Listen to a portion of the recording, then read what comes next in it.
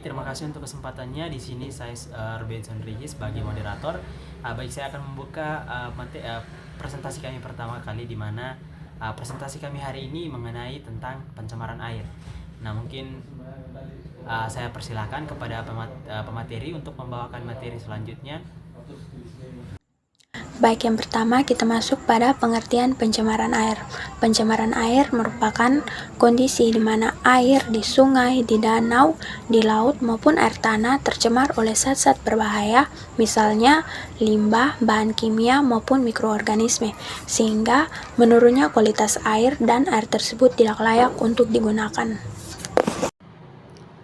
Dampak pencemaran air dibagi menjadi 3, yaitu yang pertama, dampak bagi manusia, yang kedua, dampak bagi lingkungan, dan yang ketiga, dampak bagi sosial dan ekonomi. Yang pertama yaitu dampak bagi manusia, yaitu air yang tercemar dapat menyebabkan berbagai penyakit seperti diare, tifus, dan keracunan logam berat, serta mengurangi ketersediaan air bersih untuk kebutuhan sehari-hari. Yang kedua, dampak bagi lingkungan. Bagi lingkungan, pencemaran air menurunkan kualitas ekosistem perairan, memicu kematian biota seperti ikan dan tumbuhan air, serta merusak keseimbangan rantai makanan. Dan yang ketiga, yaitu dampak dari sisi sosial dan ekonomi.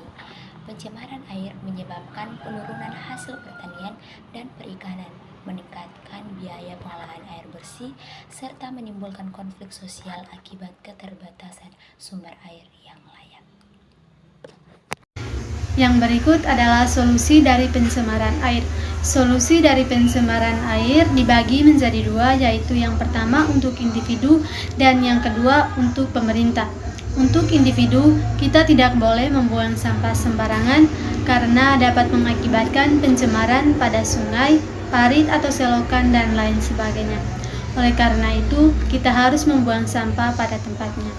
Yang kedua, menggunakan deterjen ramah lingkungan. Kita harus menggunakan deterjen yang mudah terurai dan rendah fosfat. Yang berikut, mengolah limbah rumah tangga dengan benar. Kita harus mengolah limbah rumah tangga seperti kulit dari buah-buahan dan sayuran untuk dijadikan pupuk. Yang berikut, edukasi masyarakat tentang pentingnya menjaga kebersihan air.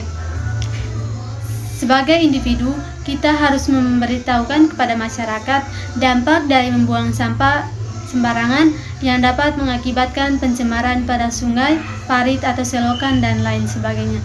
Oleh karena itu, kita harus memberitahukan kepada masyarakat untuk membuang sampah pada tempatnya sehingga tidak mengakibatkan pencemaran pada sungai dan lain sebagainya. Solusi dari pencemaran air untuk pemerintah. Yang pertama, membangun dan memperbaiki sistem pengolahan limbah. Pemerintah harus berinvestasi dalam pengolahan limbah yang efektif dan efisien untuk mengurangi dampak negatif terhadap lingkungan. Kedua, menegakkan hukum dan memberi sanksi bagi industri mencemari air. Yang tegas diperlukan untuk memastikan industri mematuhi peraturan lingkungan dan mengurangi pencemaran air. Yang ketiga, melakukan pemantauan rutin terhadap kualitas air secara berkala, penting untuk mengidentifikasi sumber pencemaran dan mengevaluasi efektivitas upaya pengendalian pencemaran. Selanjutnya, mendorong penggunaan teknologi ramah lingkungan. Pemerintah harus mempromosikan dan mendukung penggunaan teknologi yang lebih bersih dan berkelanjutan untuk mengurangi dampak lingkungan dari kegiatan industri dan lainnya.